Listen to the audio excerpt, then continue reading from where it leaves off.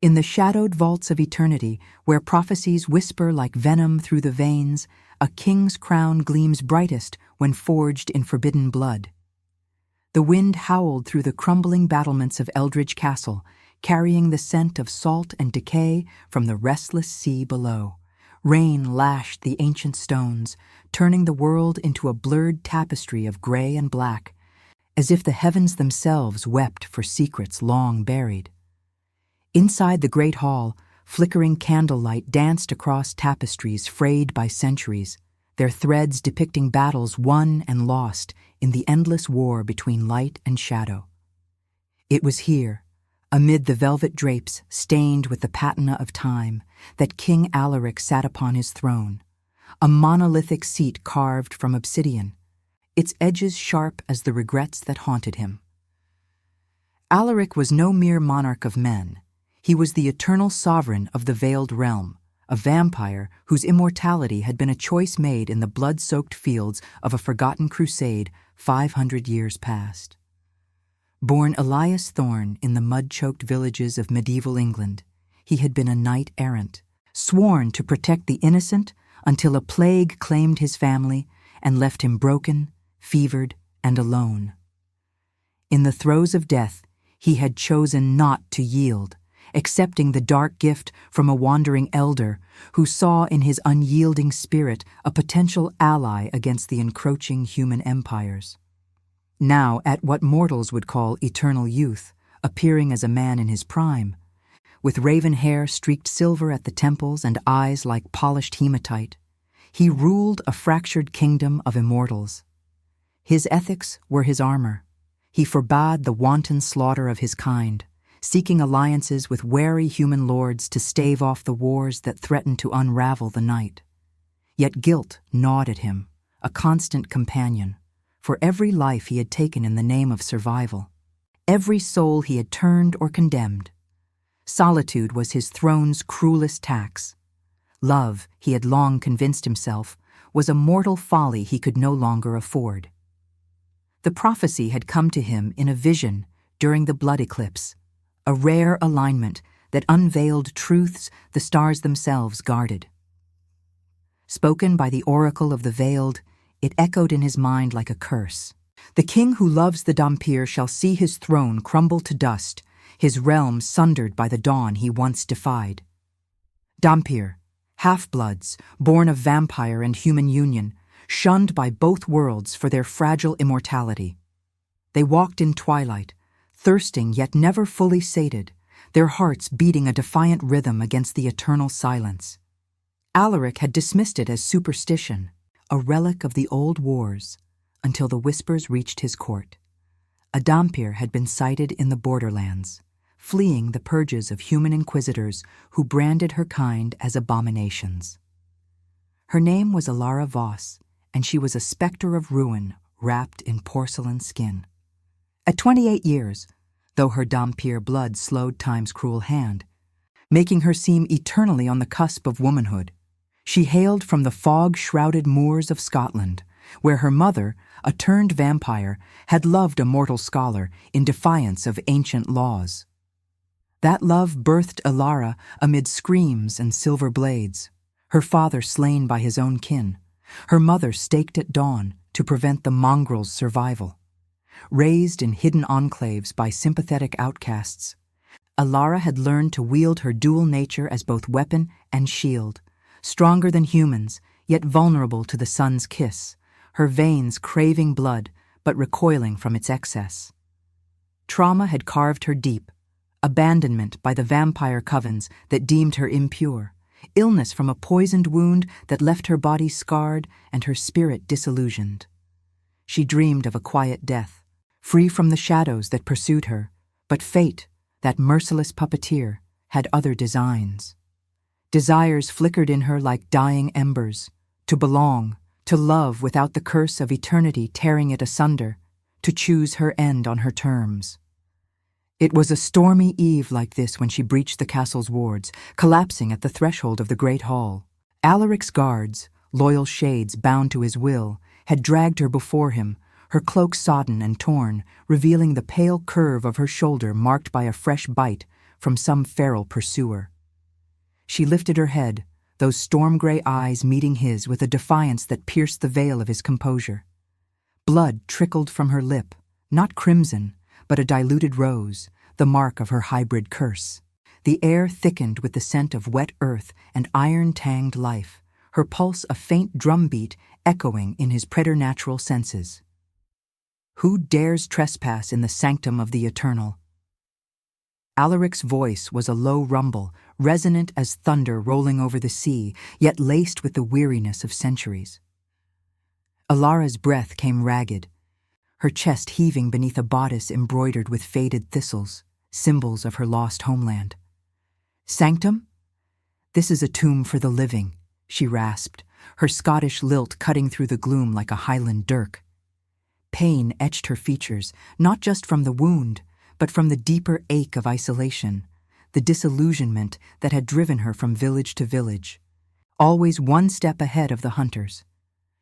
She had heard tales of the ethical king, the one who brokered peace with mortals, and in desperation she had sought refuge here, rationalizing it as survival, not surrender. He rose slowly, the candle flames bowing in his wake, casting elongated shadows that twisted like supplicants. The texture of the moment pressed upon him, the chill of rain seeping through cracked panes, the velvet hush of his robes brushing stone. Alaric approached, his boots echoing softly on the worn oak floors, each step a philosophical tether pulling him toward the precipice. Why aid her? The prophecy loomed, a specter in the periphery, warning of downfall. Yet, in her gaze, he saw his own ancient fracture, the choice not to die, now mirrored in her struggle to live. Kneeling before her, he extended a hand gloved in black leather, the gesture intimate, almost tender. You bear the blood of both worlds, Dhampir. What makes you think mine will not devour you? Her fingers trembled as she clasped his, the contact electric, a spark of warmth against his eternal cold. Because even kings grow weary of the dark, she whispered, her voice a thread of silk unraveling. In that touch, resistance flickered. She pulled away instinctively, rationalizing the pull as delirium from blood loss. But inevitability stirred, subtle as the tide. As healers summoned from the shadows, tended her wounds with salves that smelled of myrrh and moonlight, Alaric retreated to his solar, a chamber high in the turret where a single window framed the roiling sky. He traced the recurrent symbol etched into his palm, a silver scar from the night he chose undeath, shaped like a thorned rose, emblem of beauty's price. The prophecy mocked him now, its words coiling like smoke. Love her, and fall. Yet as her scent lingered on his skin, faint wildflowers mingled with salt, he felt the first crack in his solitary armor. Outside, lightning split the night, illuminating the sea's fury, and in its flash, he glimpsed her reflection in the glass. Not a threat, but a mirror to his guilt-ridden soul. But as dawn's threat crept nearer, a messenger arrived, breathless and pale, bearing news from the borders, human armies massed, fueled by rumors of a Dhampir witch in the king's halls. The choice loomed, cast her out to death or defy the stars and invite the war that could unmake his realm. Alaric's hand clenched around the rose scar, blood welling anew, as Alara's distant sigh echoed through the stones, pulling him inexorably toward the light he had long forsaken. The rain had softened to a mournful drizzle by the time Alaric descended the spiral stairs from his solar, each step echoing like a heartbeat in the hollow corridors of Eldridge Castle. The air hung heavy with the scent of damp stone and smoldering beeswax, the candles in their iron sconces guttering as if whispering warnings to the shadows. He moved with the deliberate grace of one who had outlived tempests, his cloak trailing like liquid night, but beneath the composure, a storm raged, guilt's old specter twisting with the prophecy's venomous promise. The thorned rose scar on his palm throbbed faintly, a reminder that every choice bore thorns, drawing blood from the soul long after the flesh healed. In the healer's chamber, A vaulted room lined with shelves of dusty tomes and vials that gleamed like captured stars, Ilara lay upon a canopied bed draped in faded crimson silk. The healers, ethereal figures with eyes like polished obsidian, had retreated into the alcoves, their work done for now. Salves of myrrh and silver leaf coated her wounds, the air thick with their herbal bite, mingling with the faint, coppery tang of her diluted blood. She stirred as he entered, her storm-gray eyes fluttering open, no longer clouded by pain, but sharpened by wariness. The bodice of her dress, mended hastily, clung to her form, the thistle embroidery catching the candlelight in threads of tarnished gold. "You return," she murmured, her voice a low cadence, laced with the rolling burr of her highland roots. Propped on one elbow, she regarded him not as savior, but as enigma, a king whose throne seemed as much prison as palace. Disillusionment etched her features, the lines of abandonment deepening the hollows of her cheeks. She had rationalized her flight here as mere desperation, a fox seeking shelter from hounds, yet the pull of his presence unsettled her, stirring desires she had buried beneath layers of survival, the ache for connection, untainted by the curse that made her an outcast in both realms. Alaric paused at the threshold, the door creaking shut behind him like a sigh. Moonlight filtered through a narrow lancet window, casting elongated bars of silver across the floor, illuminating motes of dust that danced like restless spirits. "The night deepens," he replied, his tone measured, resonant as the toll of a distant bell. He approached slowly, the wooden floorboards groaning under his weight, each creak a tactile echo of the castle's ancient weariness. Kneeling beside the bed, he studied her, the porcelain pallor of her skin, veined faintly blue, the scar peeking from her collarbone, a jagged reminder of some long-ago betrayal. In her, he saw fragments of his own shattered past, the fevered knight, abandoned by God and man, choosing undeath to defy the void. "Why?" Ilara asked, her fingers twisting the silk sheets, the fabric whispering against her skin. Resistance flickered in her gaze. She shifted away slightly, rationalizing the warmth blooming in her chest as residual fever, not the insidious draw of his immortal aura. "Why shelter a half-breed when your own kind would see me staked at first light? I've heard the whispers. Your court despises what I am." He removed his glove with deliberate care, revealing the thorned rose scar, its silvery lines etched deep into his palm like a map of regrets. Extending his hand, not to touch but to offer, he let the candlelight play across it. "Because every immortal was once someone who chose not to die," he said softly, the words carrying the weight of centuries, philosophical introspection weaving through the intimacy of the moment. "I was Elias once, a man broken by plague and loss, offered eternity as mercy. Guilt has been my shadow since. I will not condemn another to the isolation I endure." The air between them thickened, charged with the scent of rain-soaked earth drifting in from the window, and the subtle rhythm of her pulse, faint, defiant, echoing in his ears like a siren's call. Ilara's breath caught, her eyes tracing the scar's intricate thorns. A symbol of beauty's cost, it mirrored the faded thistle on her bodice, both emblems of loves that had withered under cruel skies. She reached out hesitantly, her fingertips brushing the mark, the contact sending a shiver through her, a texture of cool marble against her warmer skin, electric yet forbidden. "Mercy," she echoed, the word tasting bitter on her tongue. Trauma surged in her memory. The night her mother's screams rent the moorland fog, silver blades flashing as the coven enforced their purity. Abandoned, she had wandered, her body racked by the poison of rejection, her spirit disillusioned by a world that offered no place for the in-between. Love, she had convinced herself, was a delusion for the fully alive or the fully damned. Yet here, in this king's gaze, something inevitable stirred, resisted like a tide against the shore. Outside, Thunder rumbled low, vibrating through the stones as if the sea itself protested the fragile bridge building between them. Alaric withdrew his hand, the absence leaving a chill in its wake. "The borders stir," he confessed, rising to pace the room, his shadow stretching long and wavering on the walls.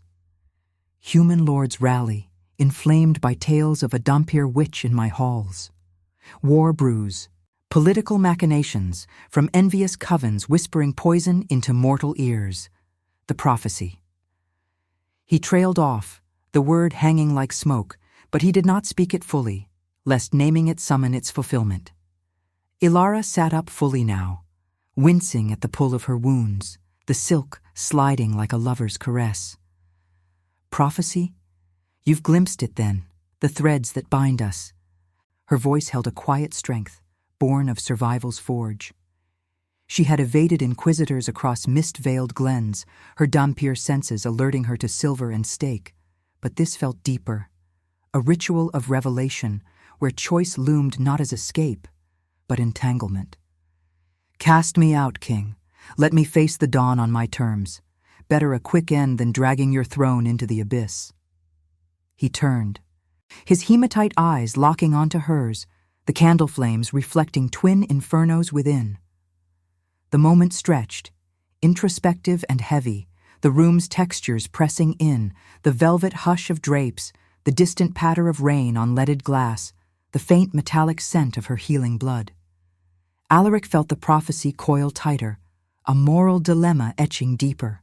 Ethics demanded he protect the fragile peace he had built through alliances and restraint. Yet solitude's weight cracked under her defiant light. "No," he said finally, the word a vow, resonant and unyielding. "I choose alliance, not exile. We face the storm together." As if in answer, a horn wailed from the battlements, sharp, urgent, slicing through the night like a blade. Guards burst into the chamber, their faces ashen, cloaks dripping rivulets onto the floor. "My liege," one gasped, bowing low. "Scouts report the human vanguard at the gates. They demand the Dhampir's head, or they raise the walls at dawn." Ilara's hand flew to her throat, her pulse racing visibly beneath the skin, while Alaric's scar burned anew, blood beating along the thorns. The choice crystallized: defy the armies and the stars, or sacrifice the spark that had pierced his eternal night. In the silence that followed, her eyes met his once more, a silent plea and promise entwined as the first echoes of siege drums throbbed against the castle's ancient heart. The siege drums pulsed like the heart of some colossal beast, their rhythm infiltrating the castle's veins through the rain-slicked stones, a relentless throb that drowned out the patter of drizzle on the window panes. Ilara's fingers tightened around the edge of the bed, the crimson silk bunching beneath her nails, its texture a fragile barrier against the encroaching chaos. The air in the healer's chamber grew thicker, laced with the acrid bite of torch smoke drifting from the corridors below, mingling with the herbal residue of her salves, Myrrh's resinous warmth clashing against the metallic undercurrent of fear sweat from the guards. She rose unsteadily, her bare feet meeting the cold flagstones, each step sending a shiver up her legs, the chill seeping into her bones like an old betrayal. Alaric stood unmoving at first, his silhouette framed by the doorway where shadows clung like loyal hounds. The horn's wail still echoed in his ears, a clarion call that shattered the fragile intimacy of moments before. His hematite eyes, usually so impenetrable, flickered with the storm's reflected lightning, flashes of calculation, guilt, and something perilously close to resolve. The thorned rose scar on his palm itched as if the silver lines anticipated fresh blood, a symbolic prelude to the choices that would rend his realm. He had built this peace on threads of restraint, alliances forged in shadowed councils with human envoys, pacts that spared the night from endless purges. But now, with Ilara's presence igniting the prophecy's fuse, those threads frayed, political wars bubbling from envious covens who coveted his throne, whispering to mortal lords of abominations harbored within. "Stay here," he commanded the guards, his voice a low thunder that brooked no dissent, resonant enough to steady the air's tremor. Yet as he turned to Alara, the command softened, laced with an intimacy born of shared vulnerability. "You are no witch to be bartered. Alara, this siege is a symptom of deeper rot, the coven's treachery, stoking human fears to unseat me."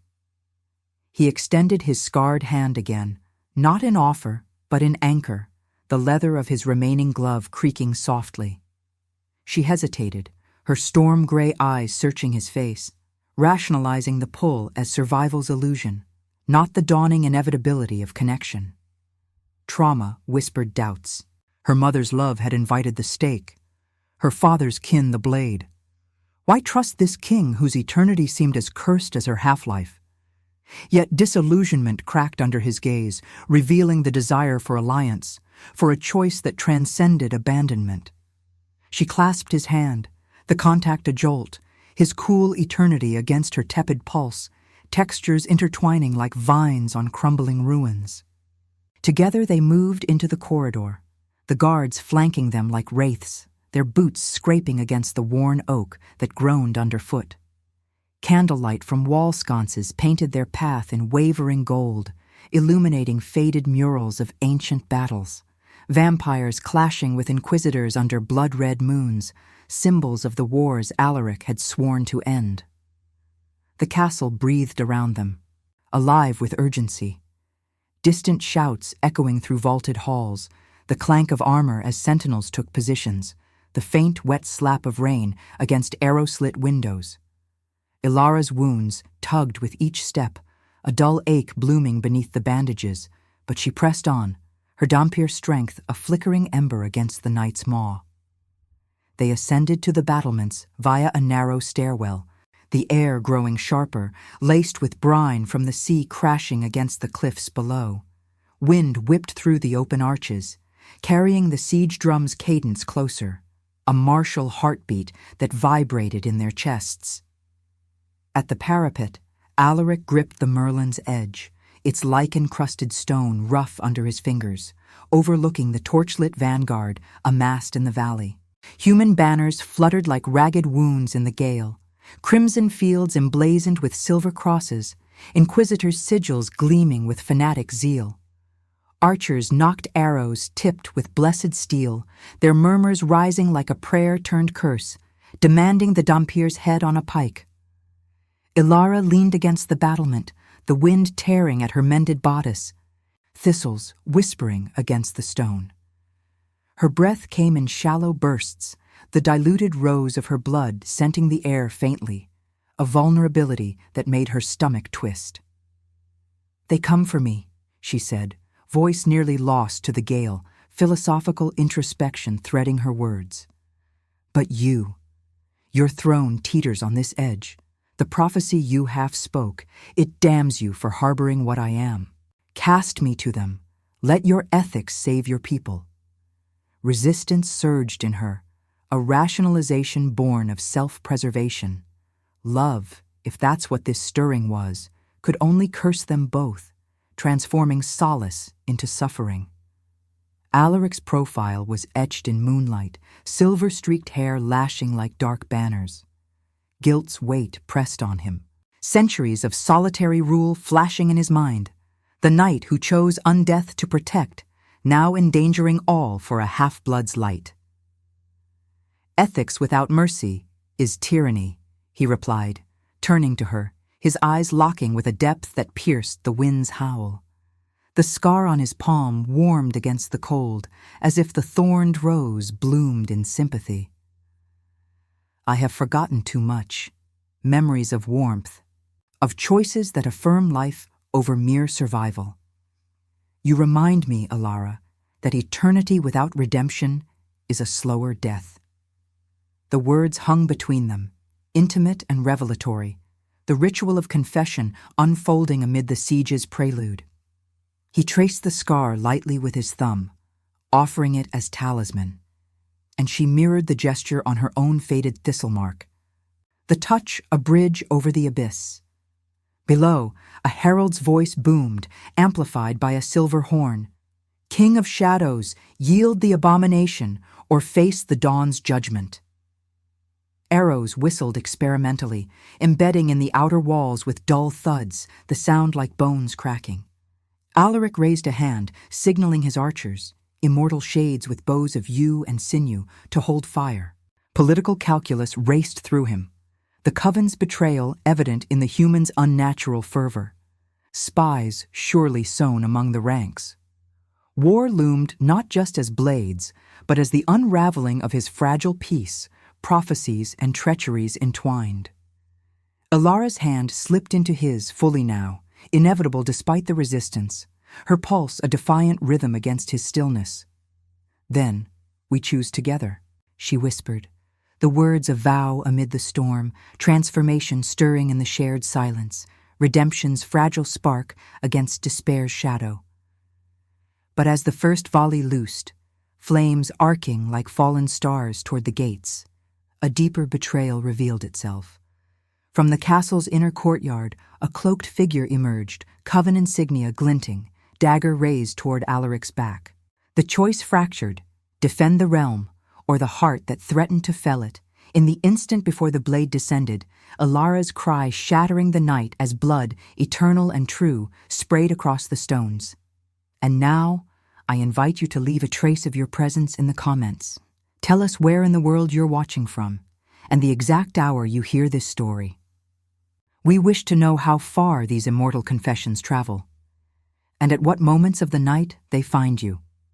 The blade's arc sliced through the gale like a whisper of silk torn asunder, its edge catching the moonlight in a fleeting gleam of malice. Ilara's cry rent the night, raw and primal, her Dhampir instinct surging like a tide against the paralysis of shock. Time fractured in that instant, the wind's howl muting to a distant roar, the siege drums fading to a muffled pulse as she lunged forward, her body a blur of desperate motion. Her fingers closed around the assassin's wrist, the bone grinding under her grip, stronger than any mortal's but laced with the fragility of her hybrid veins. The cloaked figure snarled, a hiss of coven venom, the insignia on their sleeve, a coiled serpent devouring its tail, betraying the treachery Alaric had long suspected but never rooted out. Alaric spun, his eternal reflexes a shadow's dance, but not swift enough to evade the glancing strike. The dagger bit into his shoulder, parting flesh with a wet tear, eternal blood welling dark and viscous, staining the velvet of his cloak like spilled ink on parchment. Pain bloomed, not the sharp agony of mortality, but a deeper ache, resonant with the guilt that had armored him for centuries. He seized the assailant's throat, his scarred hand clamping like iron, the thorned rose pulsing hot against the intruder's pulse. The figure's hood fell back, revealing a face etched with fanatic lines. Lord Vesper, once a trusted advisor, his eyes gleaming with the zeal of betrayal, eyes that had whispered poison to human lords in shadowed alcoves. "You," Alaric growled, his voice a rumble that vibrated through the stone merlins, carrying the weight of fractured alliances. The wind whipped salt spray from the cliffs below, stinging the wound, mingling with the coppery reek of his blood that now scented the air like aged wine turned to vinegar. Vesper choked, his lips curling in defiance. "The prophecy demands it, my king. The Dhampir poisons you. Your throne falls if you yield to her light. The covens rise. We will not kneel to a monarch softened by mortal whims." Ilara wrenched the dagger free, her breath heaving in ragged bursts. The thistle embroidery on her bodice frayed further by the scuffle. Her hands trembled, slick with Alaric's blood, its texture cooler than her own diluted warmth, a tactile reminder of the chasm between them. She had resisted this pull from the first, rationalizing his shelter as pity, his gaze as a king's calculated mercy. But now, in the chaos of betrayal, inevitability crashed over her like the sea against the rocks. Trauma clawed at her edges, the moors where her mother fell, the Inquisitor's blades that had chased her through fog-veiled nights.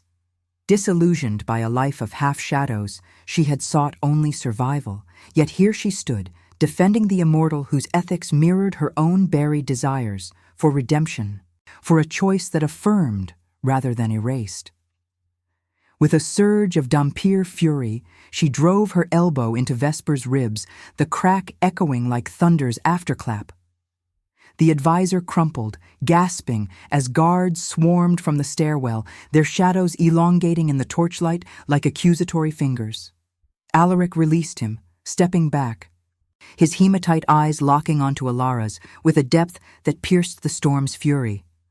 Blood trickled down his arm, pooling in the creases of his glove, but he ignored it, the wound already knitting with immortal resilience, a superficial tear to flesh, but a deeper laceration to his solitary rule. The siege drums swelled anew below, arrows whistling past the battlements in erratic volleys, embedding in the walls with splintering thuds that vibrated through their bones. "You saved me," he murmured, the words intimate amid the clamor, his voice threading philosophical introspection through the adrenaline's haze.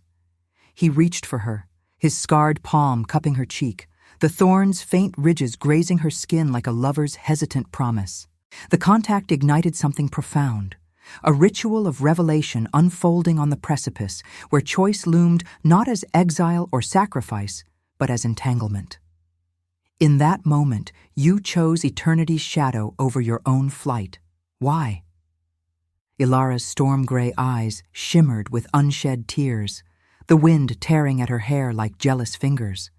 The castle's stones seemed to lean in, ancient and weary, their lichen-rough texture brushing her shoulder as she leaned into his touch, resistance crumbling like weathered mortar. "Because even in the dark, there's light worth the curse," she confessed, her Scottish lilt softening the tragedy of her words. Desire flickered, unbidden and inevitable, to bridge the worlds that had abandoned her, to transform suffering into shared strength. Her pulse thrummed against his cool skin, a defiant rhythm echoing the distant waves, while the scent of rain-soaked earth and blood wove around them, sensual and somber. The thorned rose scar pressed warmer now, its symbolic bloom a bridge between his guilt-ridden past and her disillusioned present, beauty forged in pain, memory etched in silver. Below, the human vanguard pressed closer, their torches a sea of flickering crimson, chants rising like a dirge. Abomination, yield or burn. Political machinations unraveled in Alaric's mind. The coven's envy, sown like weeds in fertile soil, turning allies to foes, prophecies to weapons. He had chosen not to die centuries ago in plague-ravaged fields, to protect the fragile balance. Now that choice extended to her, redemption's thread pulling taut. Pulling her close, he whispered against her ear, the velvet hush of his breath stirring her hair. "We face this together, not as king and outcast, but as equals in the night. The throne may fall, but not without a fight for what endures." Vesper, dragged away by guards, spat curses that dissolved into the gale, his eyes promising more shadows to come. Ilara nodded, her hand tracing the fresh wound on his shoulder, the fabric tearing softly under her fingers, exposing pale skin already mending. Intimacy bloomed in the touch, tragic and redemptive, the air thick with the texture of possibility, candle smoke from inner halls drifting up, mingling with brine and blood. Yet as they turned to command the defenses, a deeper revelation stirred. From the valley's edge, a rider approached under a parley banner, not human, but coven-born, bearing a missive sealed in black wax. The drums faltered, silence falling like a shroud, as the rider called out, voice carrying clear. "King Alaric, the High Council convenes at midnight. Your Dhampir's blood holds the key to the prophecy's truth, or its lie. Come, or watch your realm fracture from within." Alaric's scar burned fiercely, blood beading anew along the thorns, as Ilara's grip tightened on his arm, her eyes reflecting the torchlight's golden dread. The choice crystallized amid the night's breath. Venture into the coven's lair, risking betrayal's deeper coils, or defy them and ignite the war that could claim not just throne, but the fragile spark of love kindling between them. In the suspended hush, Her whisper broke the spell. What if the prophecy isn't curse, but salvation? Leaving the eternal king poised on the razor's edge, the seas roar, mocking the heartbeat he no longer possessed. The rider's words lingered in the air like a venomous fog, curling through the battlement's chill as the wind subsided to a restless murmur, carrying the faint, briny tang of the sea's unrest. Alaric's shoulder throbbed where the dagger had kissed his flesh, the wound now a sealed seam of pale skin beneath the torn velvet, but the true ache pulsed from his palm, the thorned rose scar flaring with an insistent heat, as if the silver thorns drew not just blood, but the unraveling threads of his resolve. Ilara's whisper echoed in his mind, a fragile heresy against the prophecy's iron decree, salvation, not curse. Her hand on his arm was an anchor, warm and insistent, her Dhampir pulse a subtle vibration against his eternal stillness, textures of life pressing into the void he had long embraced. He turned from the parapet, the stone's rough lichen scraping his gloves as he pulled her toward the shadowed stairwell, away from the guards' watchful eyes and the valley's torchlit menace. The siege drums had quieted under the parley banner, a deceptive lull that hummed through the castle's bones like a predator's breath held. "The High Council," Alaric murmured, his voice a low cadence resonant with centuries of guarded secrets, guiding her down the spiraling steps where torchlight flickered in erratic gold, casting their elongated shadows like entwined specters on the damp walls.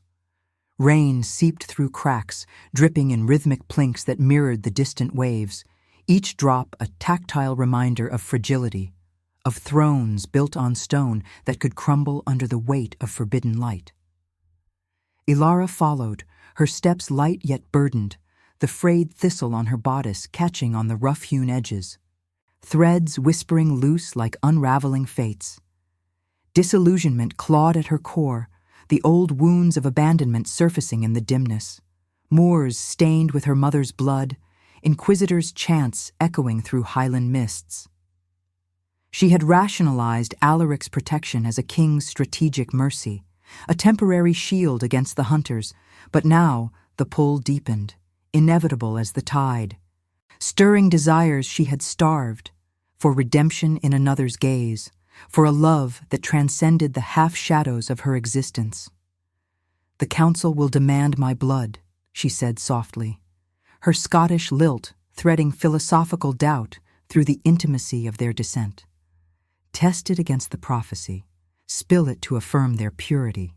You've built your peace on ethics. Don't let me be the blade that severs it." Resistance flickered in her chest, a rationalization born of self-preservation.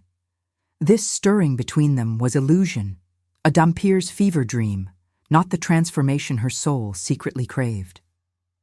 They emerged into the great hall, where candle flames bowed in iron candelabros, their wax pooling like congealed tears on the scarred oak tables.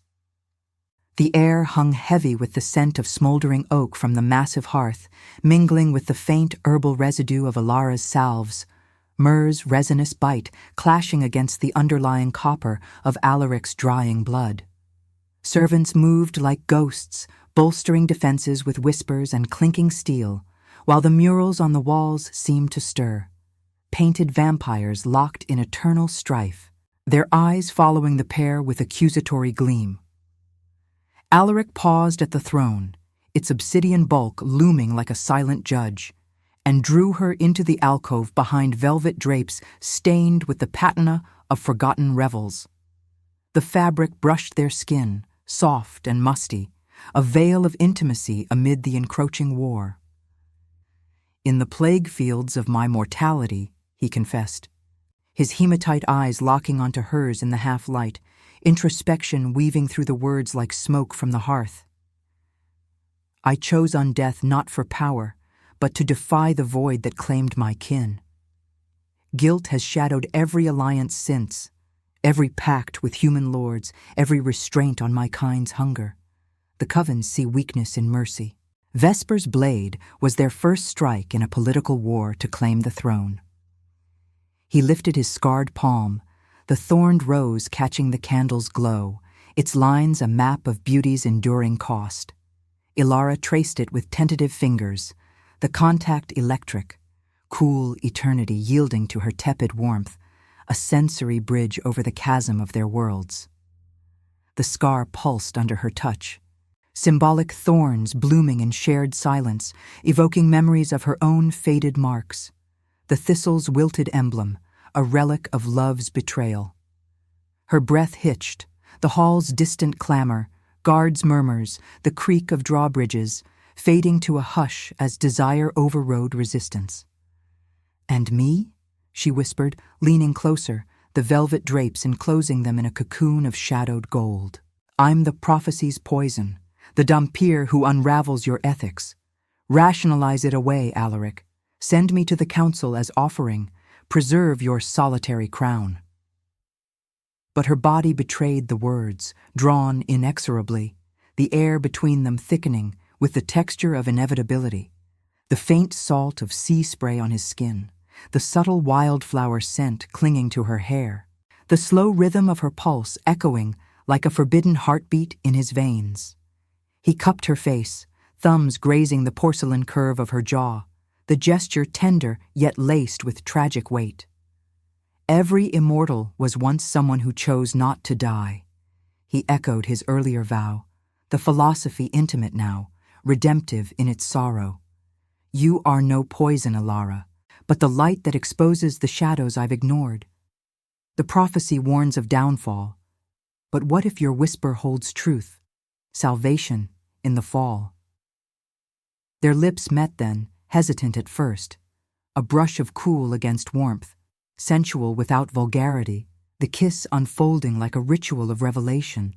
It tasted of rain and iron, textures of suffering transforming into something profound. Redemption's spark amid despair's embrace. Outside, thunder rumbled low, vibrating the drapes, as if the heavens acknowledged the choice, love as both curse and cure, eternity's solitude fracturing under human defiance. They parted as a clarion horn blared from the courtyard, shattering the moment. The rider waited below, horse stamping in the mud, the black waxed missive glinting under torchlight. Alaric straightened, his cloak falling like liquid night, but Ilara's hand lingered in his, a defiant tether. "We go," he decided, voice resolute, the scar's heat fading to a steady warmth. "Together, let the council witness what the stars could not foresee." She nodded, strength blooming in her gray eyes, the disillusionment yielding to transformation.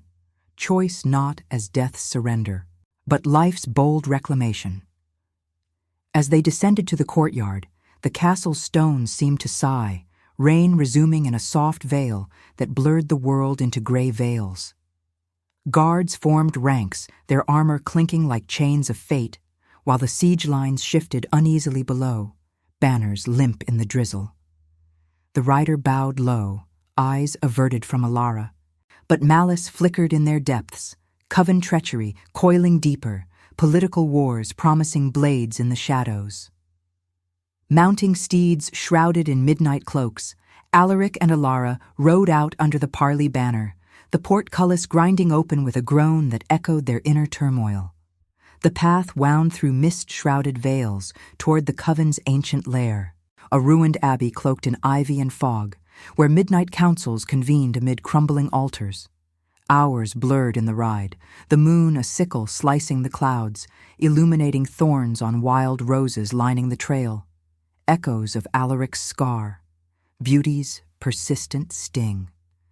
Conversation wove between them in hushed tones, Ilara sharing fragments of her trauma, the poison that scarred her body and soul. Alaric confessing guilts long buried, the night's oaths twisted by undeath. Intimacy deepened, resisted no longer, each word a step toward the inevitable union the prophecy damned. Yet, as the abbey's spires loomed, black against the starry void, a scout galloped from the tree line, face pale as bone. "Ambush," he gasped, blood flecking his lips from a fresh wound.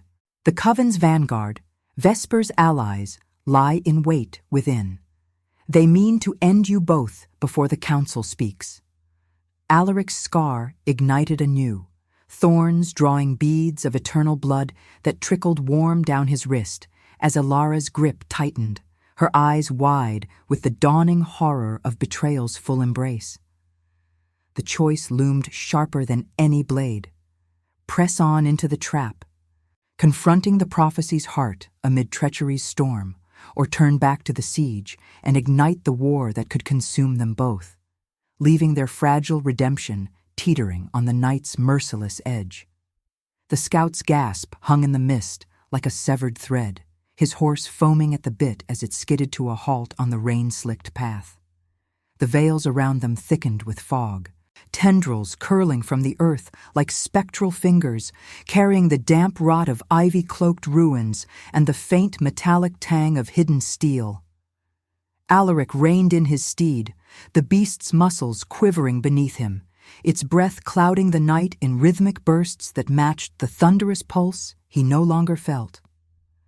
Alara's hand tightened on his arm, her Dhampir warmth seeping through his cloak, a defiant anchor amid the encroaching chill. The moon's sickle edge sliced through the clouds, illuminating the wild roses flanking the trail, their thorns sharp and unyielding, petals bruised by the drizzle, echoing the scar that now burned fiercely in his palm, drawing beads of eternal blood that trickled warm and viscous down his wrist.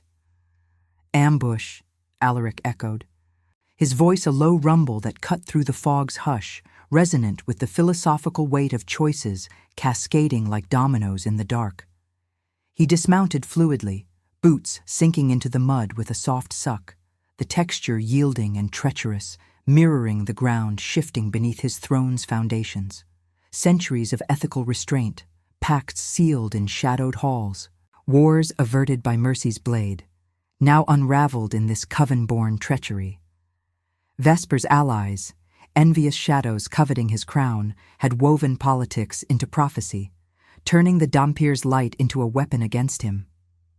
Guilt surged, not for the blade's earlier kiss, but for the solitude he had chosen, believing it preserved his realm. Now it invited the fall. Alara slid from her horse, her feet meeting the earth with a muted splash, the frayed thistle on her bodice sodden and heavy, clinging like a second skin. Her storm-gray eyes scanned the tree line, Dhampir's senses sharpening the gloom, rustles like whispers, the faint creak of bowstrings drawn taut. Trauma etched her features, the old poison of abandonment rising like bile, moors drenched in her mother's screams, Inquisitor's silver glinting through highland fog. She had resisted this bond, rationalizing Alaric's gaze as a king's pity, his touch as survival's fleeting illusion. But inevitability had claimed her, the desire for redemption blooming fierce, transforming disillusionment into resolve. "They come for us both," she murmured, her Scottish lilt threading intimacy through the dread, drawing a dagger from her boot, its hilt worn smooth by years of flight. "The prophecies lie. Your counsel twists it to justify their hunger. But if we turn back, the siege devours your castle. Choose, Alaric, the trap or the war that claims everything." The scout slumped forward, an arrow protruding from his back, fletched with coven black, its barb whispering of betrayal's precision. He gasped once, blood bubbling on his lips, then stilled, his body sliding to the mud in a graceless heap.